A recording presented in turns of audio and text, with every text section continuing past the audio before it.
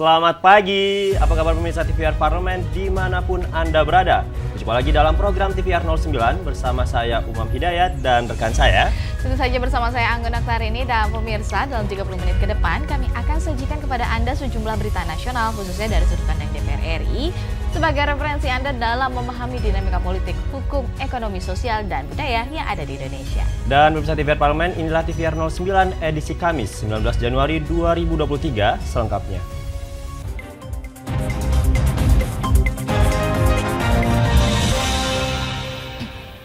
Berita pertama pada pagi hari ini datang dari Komisi 2 DPR RI yang menjelaskan DPR RI dan pemerintah telah sepakat mengakomodasi terkait perubahan dapil dan alokasi kursi di 3 daerah otonom baru Papua melalui peraturan pemerintah pengganti undang-undang atau Perpu nomor 1 tahun 2022. Wakil Ketua Komisi 2 DPR RI menyampaikan, penataan dapil akan dilakukan pada daerah otonomi baru Papua dan mengacu pada Undang-Undang nomor 7 tahun 2017.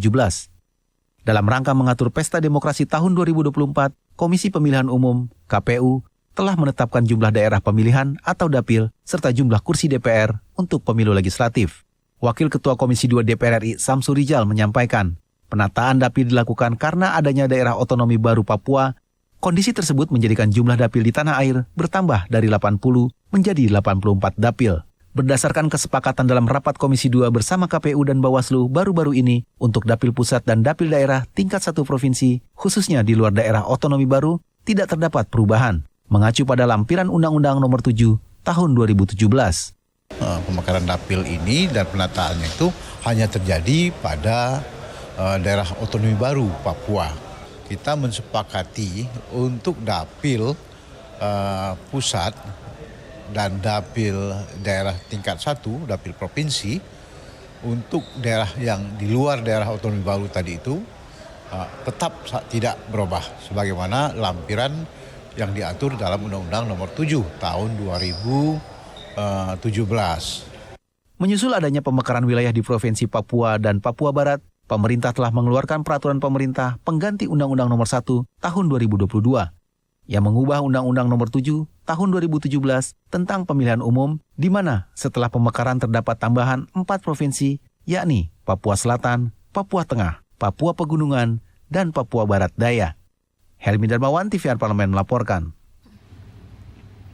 Balik DPR RI menjelaskan sosialisasi program legislasi nasional kepada masyarakat luas termasuk pemerintah daerah yang saat ini sedang giat dilakukan adalah guna membangun komunikasi konstruktif dalam pembentukan undang-undang.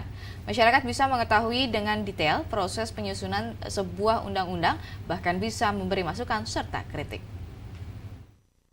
Badan Legislasi DPR RI melakukan kunjungan kerja ke Provinsi Lampung dalam rangka sosialisasi Prolegnas Rancangan Undang-Undang Prioritas tahun 2023 dan Prolegnas RUU Perubahan keempat tahun 2020-2024. Dalam kunjungannya, anggota Komisi Balek DPR RI Iko Mangkoheri mengatakan, Balek mempunyai kewajiban untuk mensosialisasikan dan menyebarluaskan Prolegnas RUU Prioritas tahun 2023 dan Prolegnas RUU Perubahan keempat tahun 2020-2024 kepada masyarakat, agar masyarakat mengetahui rencana pembentukan undang-undang yang akan mengatur kehidupan.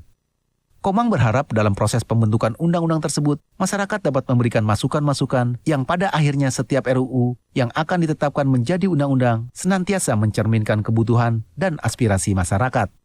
Bahwa dalam penyusunan rencana undang-undang ini kita tidak abu-abu, kita tidak dicapnya tidak transparan, tidak mengajak masyarakat.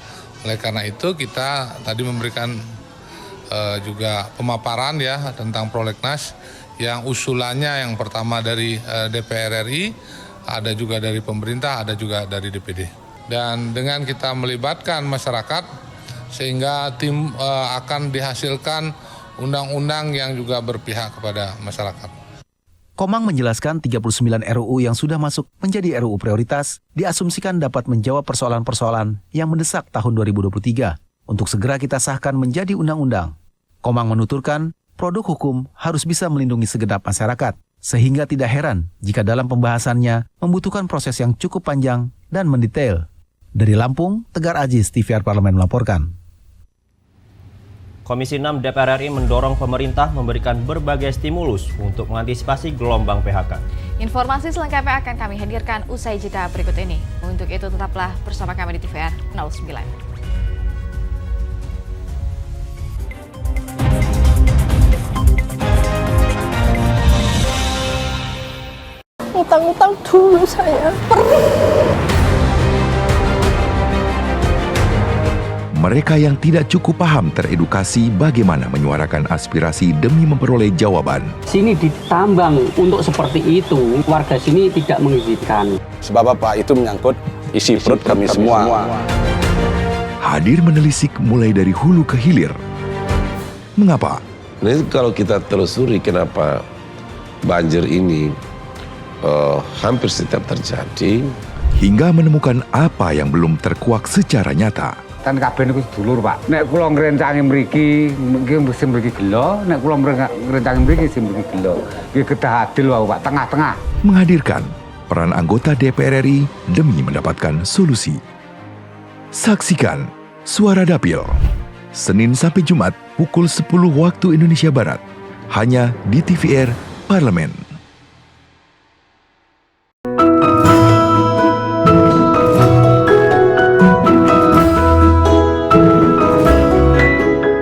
Perempuan Parlemen mengungkap sisi kehidupan pribadi anggota DPR RI dan partisipasi perempuan dalam politik dan publik, keseharian dalam keluarga, dan usaha mewujudkan aspirasi masyarakat di setiap sidang sebagai wakil rakyat. Jangan lewatkan Perempuan Parlemen.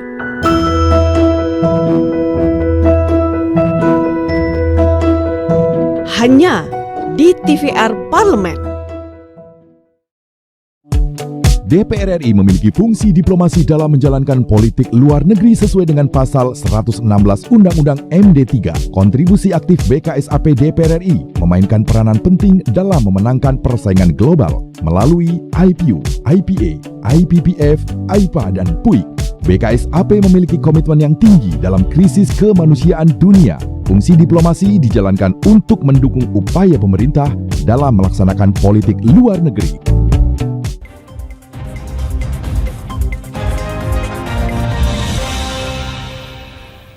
Pemirsa, kembali di TVR 09. Komisi 6 DPR RI menilai terrealisasinya stimulus khusus kepada pekerja retail serta stimulus pengembalian pinjaman pokok dan bunga ke perbankan, termasuk subsidi listrik, dapat membantu pengusaha tetap bertahan dan tidak melakukan pemutusan hubungan kerja. Komisi 6 DPR RI mendorong pemerintah memberikan berbagai stimulus untuk mengantisipasi gelombang PHK, serta meningkatkan lapangan pekerjaan, serta memajukan industri dalam negeri untuk memulihkan daya beli masyarakat.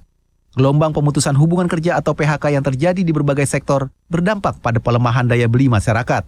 Menanggapi hal ini, anggota Komisi 6 DPR RI Herman Hairon meminta pemerintah menyiapkan berbagai stimulus, meningkatkan investasi, dan membuka lapangan kerja baru bagi karyawan yang terkena PHK. Kalau daya belinya kuat, mampu kita berikan stimulus untuk bisa meningkatkan perekonomian di tingkat akar rumput, itu juga akan mampu meningkatkan investasi. Kalau daya beli masyarakatnya tinggi, kemudian pembelanjaannya kuat, sektor produksinya meningkat, investasinya akan berkembang. Nah, kalau investasinya berkembang, ya lapangan pekerjaan akan terbuka. Lebih lanjut, anggota Komisi 6 DPR RI Ahmad Baidowi menyoroti perubahan pola konsumsi masyarakat dari konvensional ke arah digital yang disebut sebagai salah satu faktor penyebab PHK.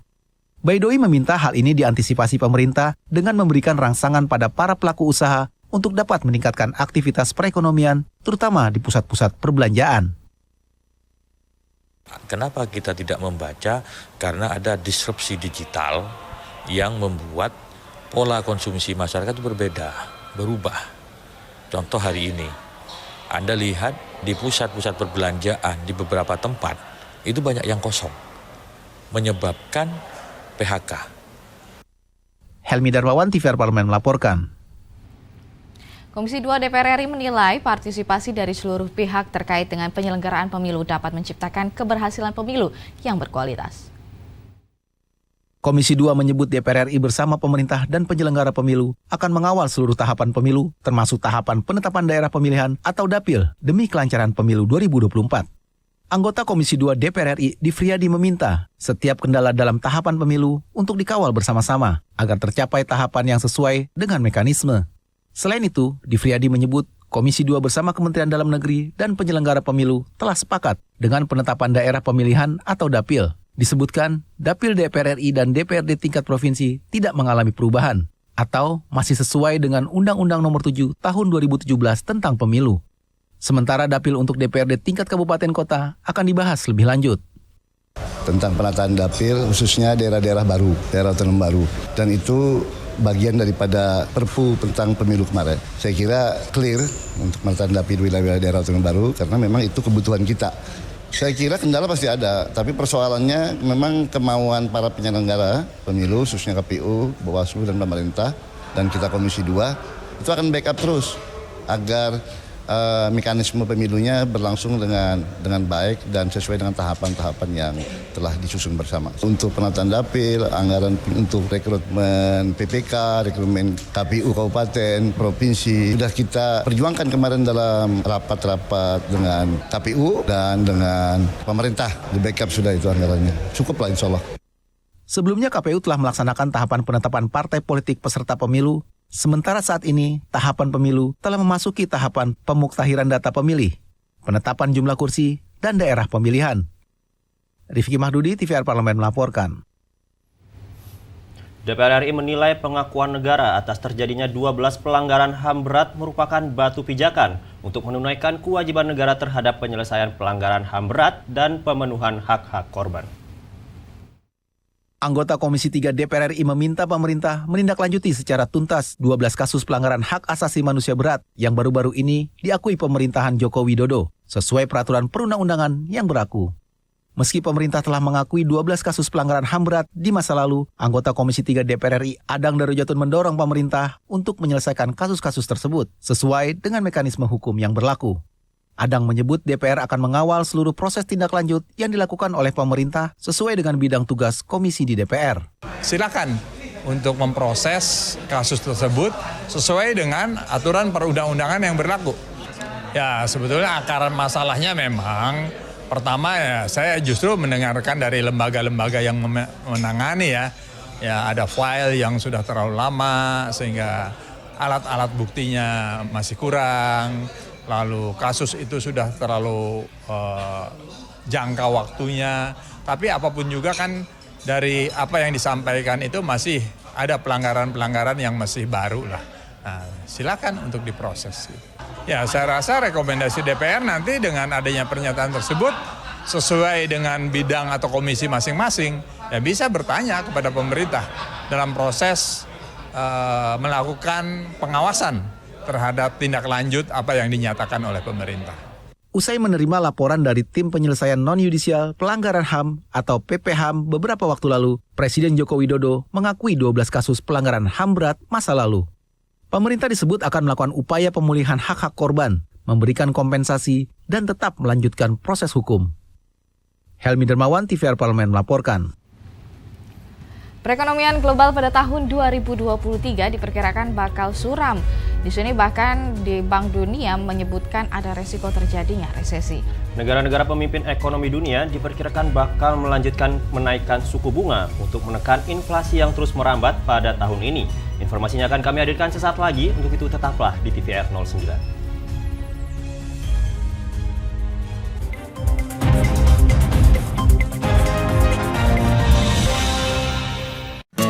Indonesia siap memasuki tatanan hidup baru di tengah pandemi corona. Apa kita sudah paham persiapan dan protokol kesehatan yang harus dilakukan di lingkungan kerja? Pastikan kondisi tubuh sehat saat berangkat ke kantor. Gunakan masker. Membawa perlengkapan makan sendiri. Sediakan hand sanitizer dan selalu mencuci tangan. Saat akan melakukan ibadah, ingatlah untuk saling menjaga jarak aman dan membawa perlengkapan ibadah sendiri. Karena tempat ibadah sudah tidak menyediakan alat ibadah untuk mengurangi penyebaran virus corona. Semoga kita semua mampu memutus mata rantai penyebaran COVID-19 dan roda perekonomian pun tetap berputar.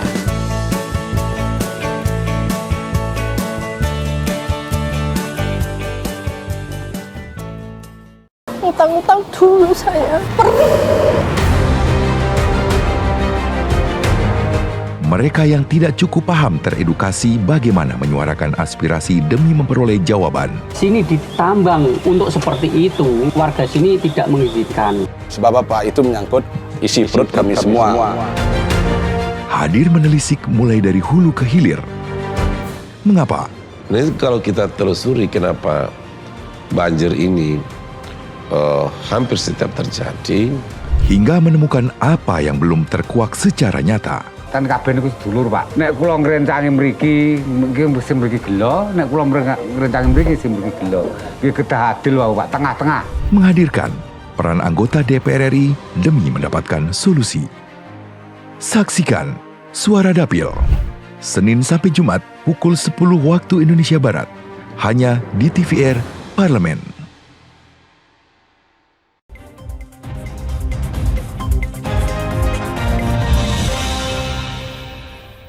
Pemirsa, kembali di TVR 09. Guna mengantisipasi jatuhnya perekonomian Indonesia akibat adanya resesi global ini, DPR RI meminta pemerintah menyiapkan beberapa strategi kebijakan yang preventif serta tetap waspada dalam mengambil setiap kebijakan moneter dan fiskal domestik.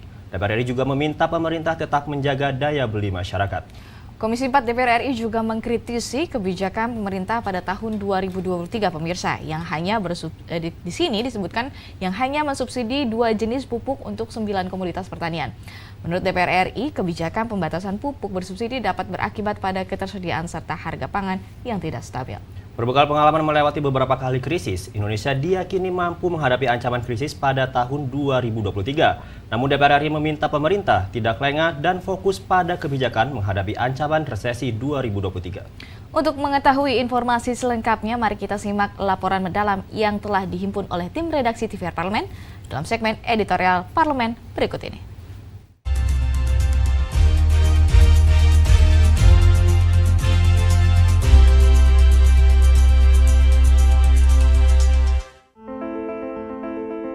Gonjang-ganjing isu ekonomi lesu mulai terasa di awal tahun 2023. Mulai dari kenaikan harga BBM bersubsidi, harga pangan, hingga fenomena PHK massal. Situasi ekonomi ini memberikan dampak pada menurunnya daya beli masyarakat.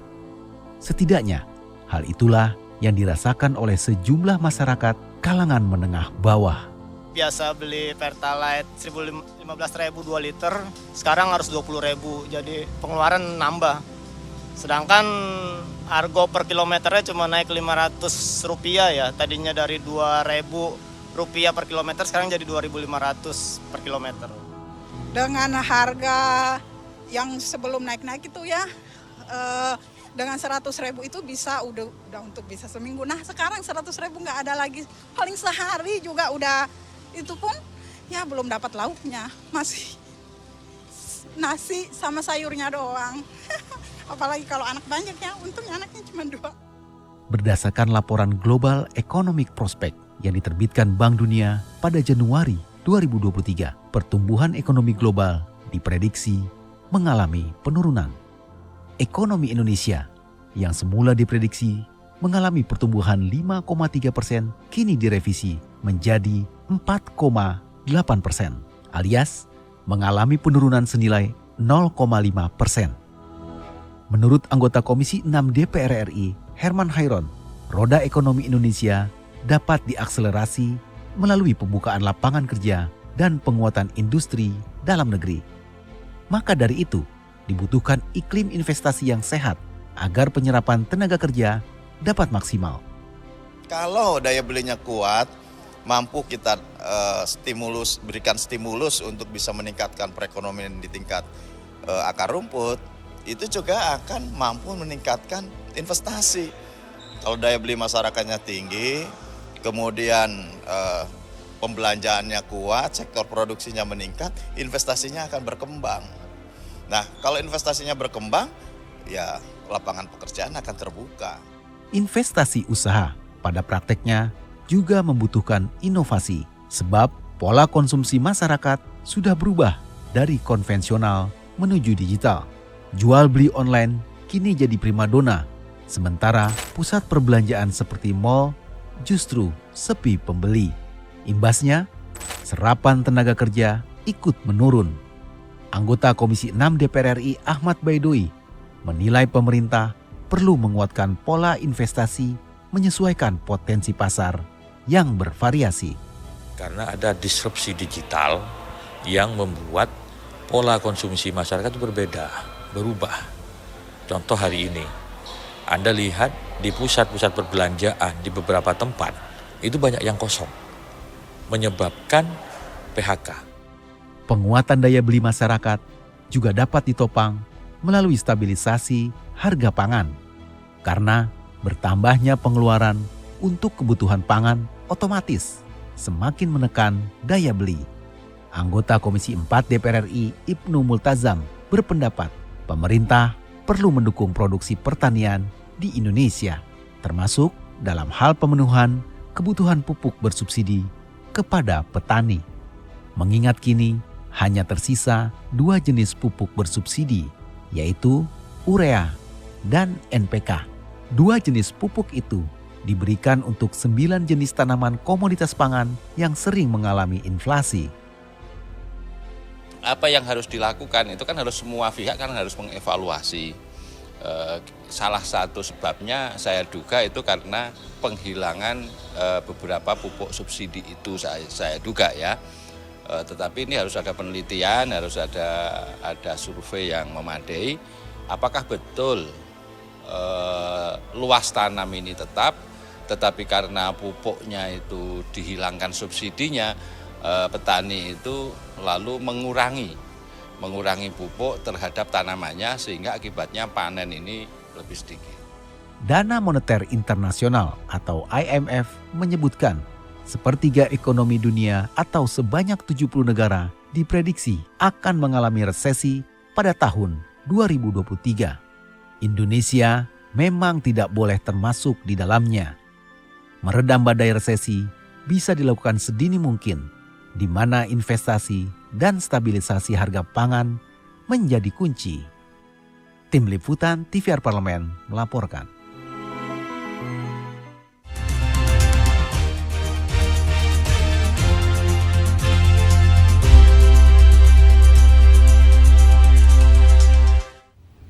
Energi terbarukan menjadi salah satu solusi penanggulangan perubahan iklim yang mengancam dunia. Untuk itu banyak negara yang sudah bermigrasi dari energi fosil menjadi energi terbarukan yang ramah akan lingkungan.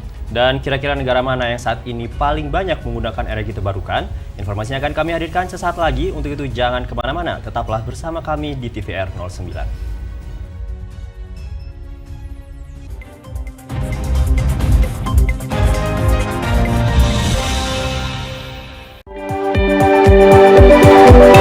Perempuan Parlemen mengungkap sisi kehidupan pribadi anggota DPR RI.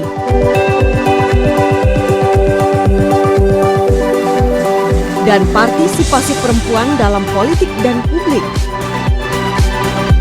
Dan usaha mewujudkan aspirasi masyarakat di setiap sidang sebagai wakil rakyat.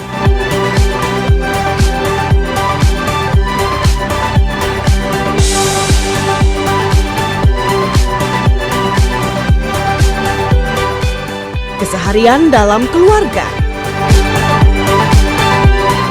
Jangan lewatkan Perempuan Parlemen. Hanya di TVR Parlemen. Indonesia siap memasuki tatanan hidup baru di tengah pandemi corona. Apa kita sudah paham persiapan dan protokol kesehatan yang harus dilakukan di lingkungan kerja? Pastikan kondisi tubuh sehat saat berangkat ke kantor. Gunakan masker. Membawa perlengkapan makan sendiri.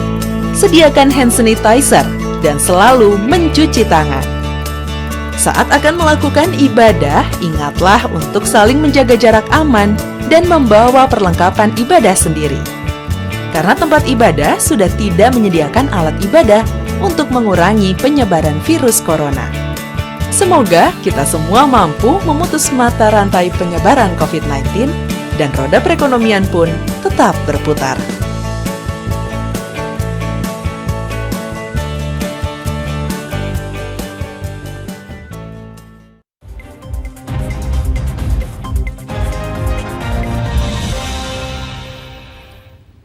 Terima kasih pemirsa, Anda kembali menyaksikan TVR 09. Pemirsa, isu perubahan iklim akibat emisi karbon salah satunya disumbang dari pembakaran energi berbahan fosil.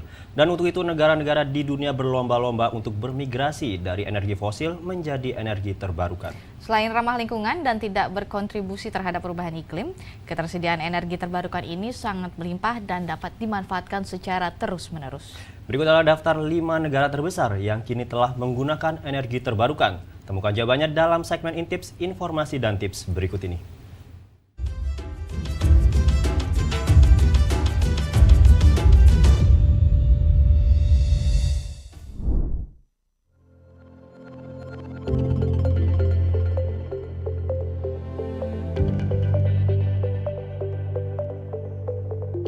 Halo pemirsa, seperti yang kita ketahui, di zaman modern seperti sekarang ini, negara-negara di dunia tengah berlomba-lomba menuju penggunaan energi rendah karbon dengan memanfaatkan energi baru terbarukan atau EBT. Lalu, apa sih energi baru terbarukan itu? Energi baru terbarukan adalah sumber energi terbarukan yang bisa dimanfaatkan secara terus-menerus dan tersedia di alam. Energi terbarukan bisa dimanfaatkan secara bebas dan bisa diperbarui secara terus-menerus karena ketersediaannya di alam begitu melimpah, sehingga tidak perlu khawatir kehabisan sumbernya. Energi terbarukan juga merupakan sumber energi ramah lingkungan yang tidak mencemari lingkungan dan tidak memberikan kontribusi terhadap perubahan iklim dan pemanasan global. Hal tersebut karena sumber energi terbarukan berasal dari proses alam yang berkelanjutan dan tersedia tanpa batas. Nah, kira-kira negara mana saja ya yang menduduki peringkat sebagai negara pengguna EBT terbesar di dunia? Apa Indonesia masuk ke dalam daftar negara pengguna EBT terbesar juga? Langsung saja yuk kita simak ulasannya berikut ini. Yang pertama, Swedia. Berada di urutan pertama, Swedia merupakan negara pengguna EBT terbesar di dunia.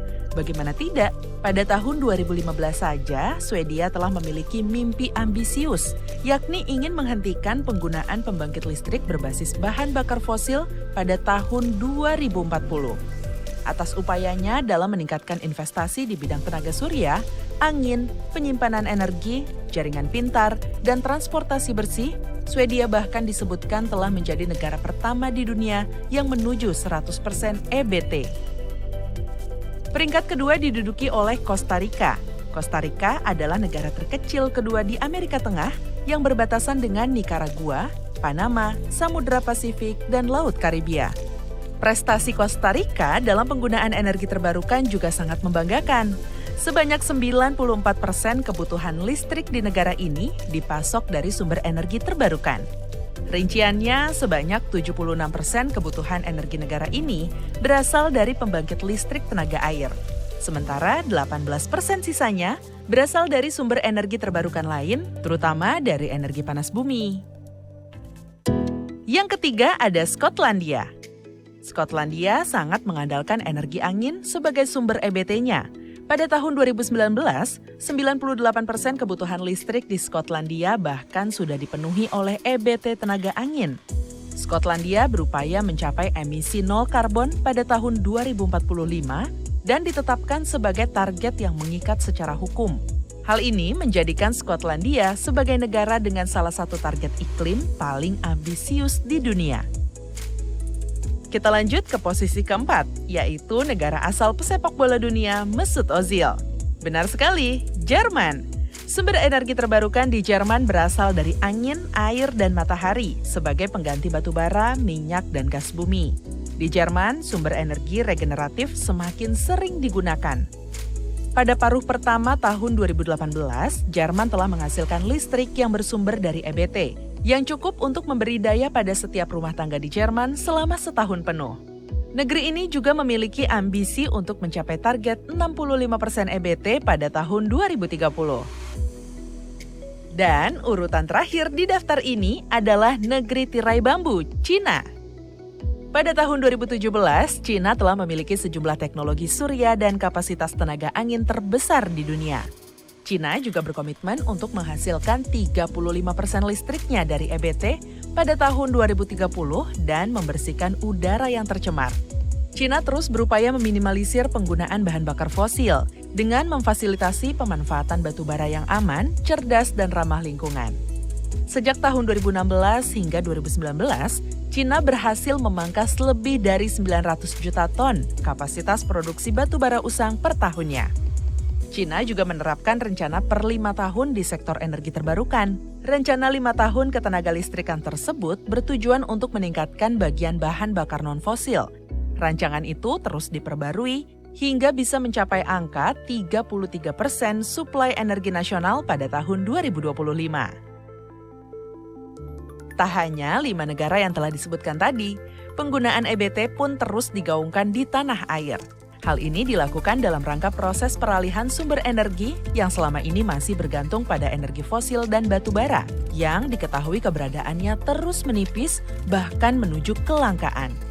Mengingat potensi alamnya yang amat besar, tentunya kita semua berharap ke depannya Indonesia mampu menyiapkan energi yang handal dan mandiri dengan tetap mempertahankan pemeliharaan lingkungan hidup. Demikian informasi dan tips kali ini, sampai jumpa lagi di Intips berikutnya.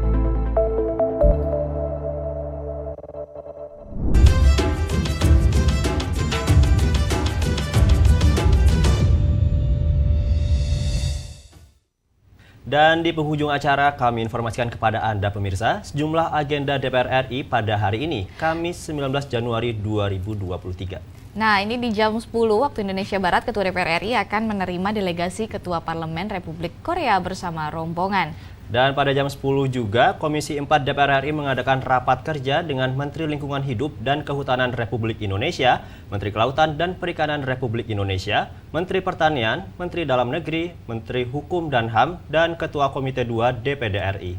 Namun, sejumlah agenda serta program DPR RI lainnya masih dapat Anda saksikan pemirsa secara langsung di TVR Parlemen melalui kanal utama, kanal komisi, dan kanal alat kelengkapan Dewan lainnya yang dapat Anda akses di tvr.dpr.go.id. Dan pemirsa TVR Parlemen, demikian TVR 09 edisi pagi ini. Kami ingatkan untuk tetap waspada pada persebaran virus COVID-19 dan tetap patuhi protokol kesehatan. Segenap kru TVR Parlemen yang bertugas mengucapkan terima kasih telah menyaksikan TVR 09 pagi hari ini. Saya Anggun Aktarini dan rekan saya. Saya Umam Hidayat, sampai jumpa di TVR 09 esok hari. TVR Parlemen, referensi Indonesia.